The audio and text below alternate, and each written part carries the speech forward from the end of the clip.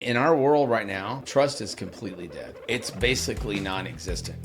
You have to provide proof. People don't trust anything anymore. Because so many people were driving Bentleys that were leased that they were hiding from repo guys, parking them in garages of Airbnbs. Stop talking about your clients like that. It's pretty crazy. When there's a lot of demand for something, people won't trust, but they'll just take chances.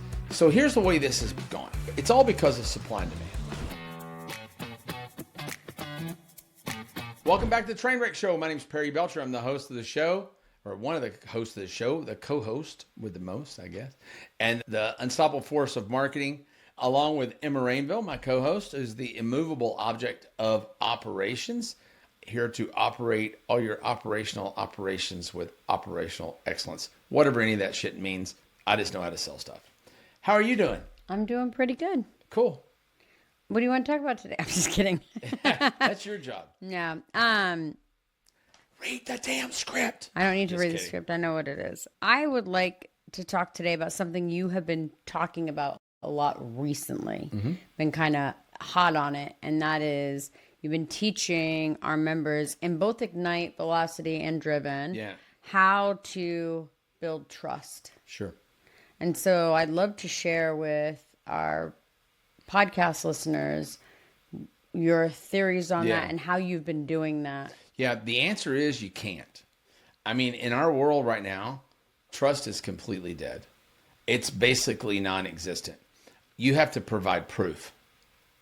People don't trust anything anymore. Well, that's because so many people were driving Bentleys that were leased that they were hiding from repo guys while parking them in garages of Airbnbs. Stop talking about your clients like that. Yeah, the truth is, it's hard for people to believe proof now. Right. So here's the way this has gone. And it's all because of supply and demand. If right now, I was reading a story last night that they just seized in Indonesia, I think, or Thailand, they just seized 140,000 counterfeit injectors of semaglutide that had no semaglutide in them. No. Because the market is so desperate, people are willing to buy it from anybody, anywhere, right? Well, it's not just semaglutide too, like get all those peptides that it's not easy to buy for, But it's pretty crazy. When there's a lot of demand for something, people they won't trust, but they'll just take chances. So like when the internet first came out and everybody, people were getting websites and stuff, most people were like, I don't know about this whole internet thing. It's kind of like AI right now. I don't know about this whole internet thing. And it was no big deal. And then there was a point. The internet's going to ruin the world. All of our children are going to get kidnapped and die. There was a point about 3 years in where everybody said, oh shit, I got to get on this internet thing. And when that happened, they were 3 years behind. Websites were $10,000, because there were only a handful of people who knew how to build websites and they could get $10,000 for them. Yep. And then web marketing came out of that, and nobody knew anything about marketing. It was a thing that was a tiny little community of people in the whole wide world understood marketing, like very, very, very few. In a city like Austin, Texas, 30 years ago, there were probably 3 marketing agencies in town. And they were working for the big furniture store and the big car dealer, and there were some in New York and all that worked for the big brands. But now you couldn't sling a dead cat in downtown Austin and not hit 25 people that are online marketers, right? So, but when it was so in demand, you could just promise somebody, hey, I promise I'm going to get you a website up, and I promise I'm going to get you a lot of traffic, and I promise you're going to make a lot of money. And they'd say, well, okay, I don't have a whole lot of choice. Here's $10,000, or here's $20,000, or here's a $5,000 a month retainer, which is what every asshole in the world wants, $5,000 a month to do anything. But since supply has greatly caught up with demand, in fact, supply has outpaced demand. And when that happens, people remember all the times they've been screwed because they desperately needed somebody and they just hired somebody they didn't know about, and that was a bad decision. They got screwed with it, and that's stuck in their brain. So you could go in today and promise them the moon, and I don't care what it is, the vast majority of people are not going to give you money.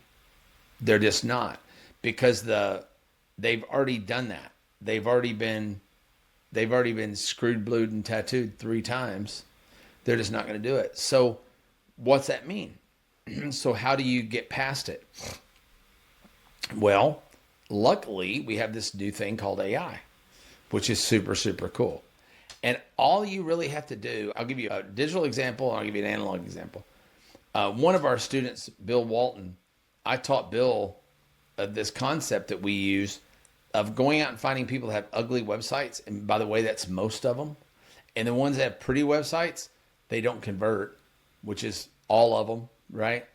And I showed them how to take one prompt and a little tool called Lovable and take anybody's website and build a franchise-worthy, beautiful, high-converting website from it, right? And that cost about $1 to do that, and it takes about 2 minutes to do it.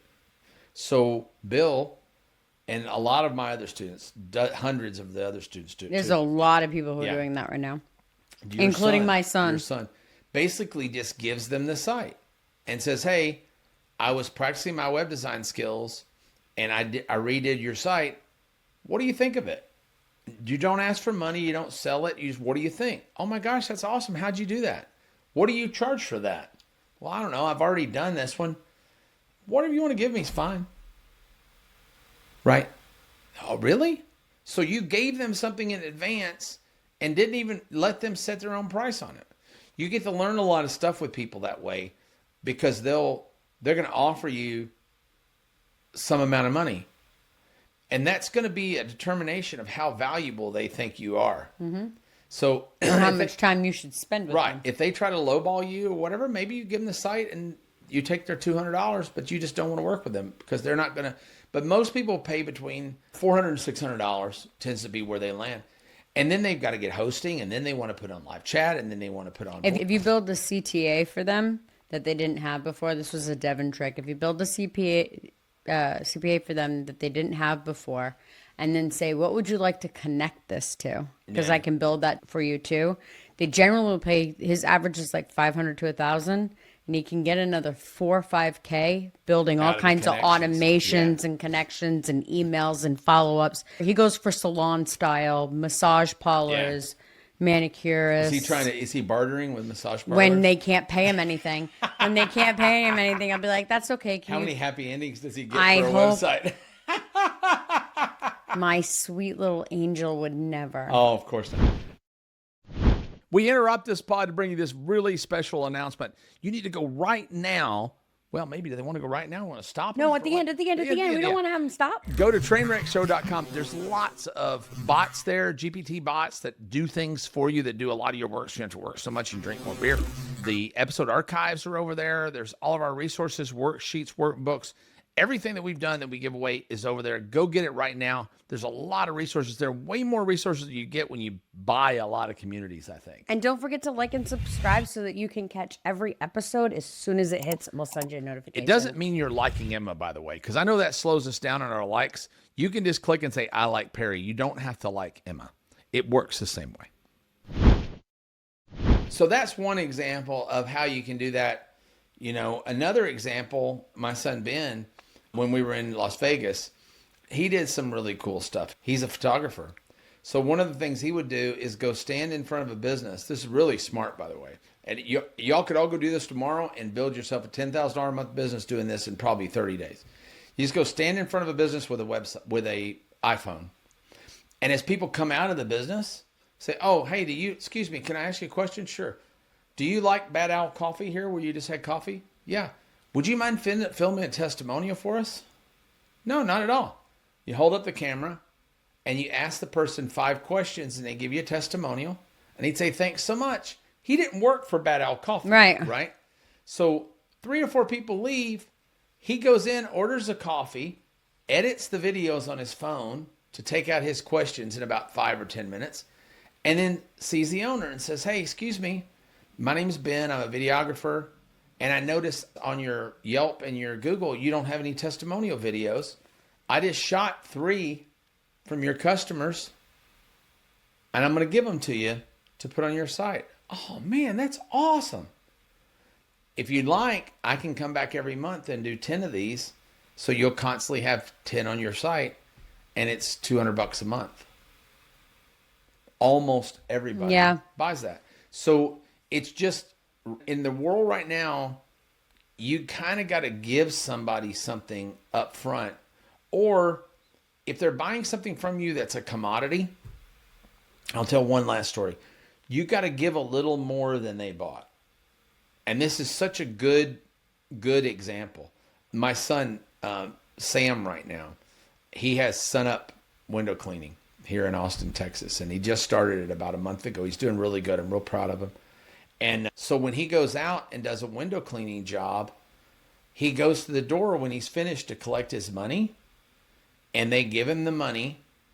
And he gives them a bottle of indoor window cleaner that has his label on it, a microfiber towel. And I didn't get any of this shit, and you charged me $400. And I taught him this little trick. He went now to Home Depot and he bought a whole tray of these little annual flowers, and he gives them one little square of a daisy. I think it's daisies or dandelions or something. And he gives them this. He said, "Here, I got you this, and I got you a flower to plant out front so you can look at it through your nice window." He didn't give me. He charged me $400. He didn't give me any of that. And as soon as they go, "Oh my God, that's so amazing!" Texas boy. He says, "Oh yeah, that's great. So thanks. Oh, by the way, would you mind shooting a testimonial for me while we're here?" Right? Smart. You just do a little bit more. Everybody's kind of used to now getting a little less than they pay for. Right. So if you give them just a little more than they pay for, you will go from having customers to raving fans. I watched Warren Buffett talking about companies that he invests in, and he bought the Pampered Chef. It's a... Did he? Yeah, do you know that? I didn't know that. I know what Pampered Chef is. Yeah, he owns Pampered Chef, which is kind of a upscale Tupperware. Every friend I've had's wife has called me and asked me to buy that crap. Yeah, Warren Buffett owns that company. Yeah, I know that. He owns that. He tried to buy Enterprise Rental Car. He owns a big furniture business that he bought from an older lady who started when she was like 60. But he said he owns C's Candies. And he said, I buy companies where the clients are not satisfied. The clients are delighted. If the client is delighted, I've never heard anybody complain about a Geico insurance claim, ever. I don't know. Maybe there are people that do, but I've never heard anybody do it. Supposedly, it's very seamless. They're really easy when it comes to claim time. They spend a lot of money in customer satisfaction at claim time, where most insurance companies begrudgingly pay you and fight with you on it. Yeah. Yeah. Geico just pays it, and they're happy about it. They follow up to make sure. You hear that, State Farm? Yeah, right. After 11 years of paying you money. So it's pretty crazy. That was the thing. He said, I'm looking for businesses where the clients are not satisfied. They are delighted. The clients are delighted, because those businesses will grow exponentially over the years. So I think that's a thing. Just give them results in advance if you can. And once you've got them as a customer, give them a little bit more, just a little bit more. That flower and that bottle might, like Emma was saying, $200 to $400 for a window cleaning job. To give them an extra $3 worth of stuff. Right, it's nothing. It's nothing, but it means so much. I'm calling him. I want to know where my stuff is. The next guy's got no shot. Right. The next guy's got no shot. What do you got for me? Yeah, right. Where you All right. What are you giving away? If you want to learn more about how to make your business better, where you can have an advantage like that, there's something called Idea Validator at trainwreckshow.com. Just go there and say, I want to be, help build out your business model. Say, how can I give my customers results in advance? How can I delight them with something small in the end? Man, it really, really, really works. It really works. And I hope you'll do that. Go to trainwreckshow.com, get the free resource. Emma, anything else before we wrap up? That's about it. All right, cool. See you next time on the Trainwreck Show.